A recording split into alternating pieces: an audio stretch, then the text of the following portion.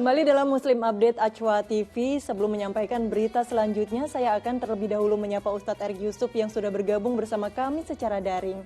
Assalamualaikum warahmatullahi wabarakatuh. Ustadz Erik, gimana kabar Ustadz? Waalaikumsalam warahmatullahi wabarakatuh. Alhamdulillah, baik. Alhamdulillah. Alhamdulillah, baik Ustadz Erik. Kita langsung masuk ke informasi pertama ya Ustadz. Ada informasi seorang pria di Cianjur, Jawa Barat yang tega membunuh ayah kandungnya sendiri dengan sebilah golok saat tengah tertidur siang. Saat diamankan, tersangka berpura-pura lupa ingatan. Seorang pemuda ini hanya bisa diam 1000 bahasa saat diamankan ke Mapolsek Cugenang, Cianjur, Jawa Barat.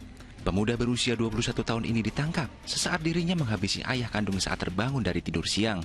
Korban tewas di rumahnya di Kampung Sayang, Desa Nyalindung, Cianjur, Jawa Barat dengan luka sabetan. Kejadian berawal saat tersangka diminta membantu korban menjaga toko alat pancing. Namun tiba-tiba pemuda yang dikenal pendiam tersebut membacok korban yang berusia 40 tahun tersebut dengan sebilah golok. Ironisnya, saat diringkus polisi, korban mengaku lupa ingatan. Sedang duduk, tiba-tiba anaknya sebangun tidur, mengambil golok, langsung. Terus penyebabnya adakah ini motif yang sudah? Sedang dalam pendalaman.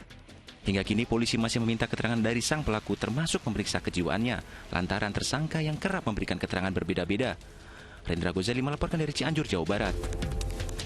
Astagfirullahalazim, hanya karena sang ayah meminta tolong pada anaknya untuk menjaga toko, namun sang anak justru kesal dan membacok anaknya. Jika kita renungkan, seorang anak yang dirawat dan dibesarkan oleh orang tuanya sejak kecil ini justru membunuh ayahnya sendiri. Sungguh miris sekali ya Ustadz. Bagaimana ini tanggapannya Ustadz Erik? Ya, na'udzubillah min dzalik ya. Jadi intinya saya juga ini banyak hal-hal yang tidak masuk di akal kita akhirnya.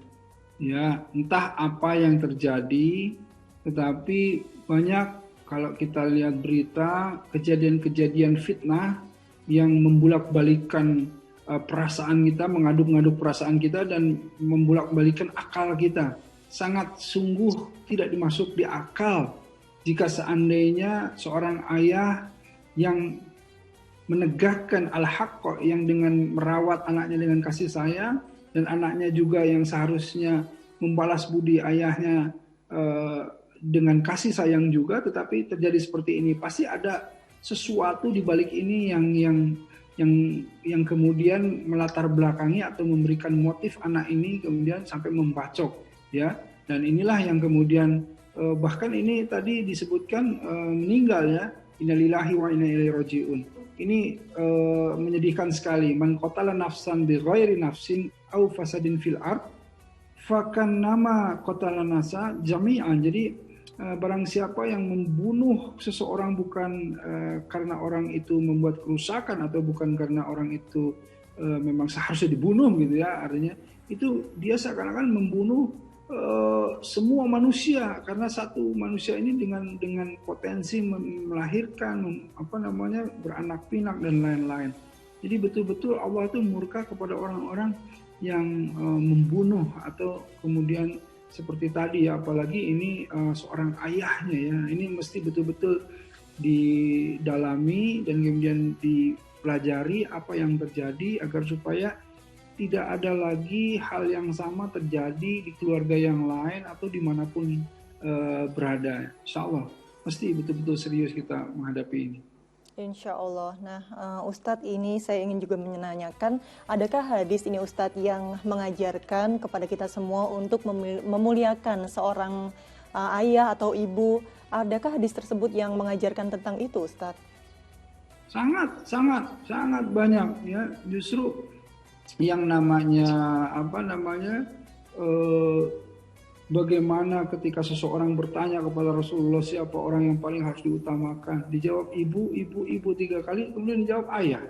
Berarti ayah ini, orang tua ini termasuk di dalamnya. Apalagi kalau misalnya kita lihat 2 buah gunung emas pun gitu ya, kau berikan kepada ibumu atau kepada orang tuamu belum bisa membalas budi baiknya. Nah ini kan sebetulnya bagaimana Islam itu mengajarkan bahwa seorang anak itu harus birrul walidain, harus kemudian berbakti kepada orang tua.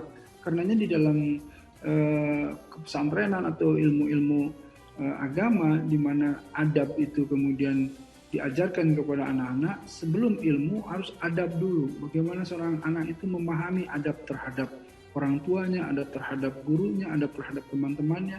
Dan ini yang paling penting itu. Berbahaya sekali ketika ilmu hadir atau masuk tetapi tidak ada adabnya.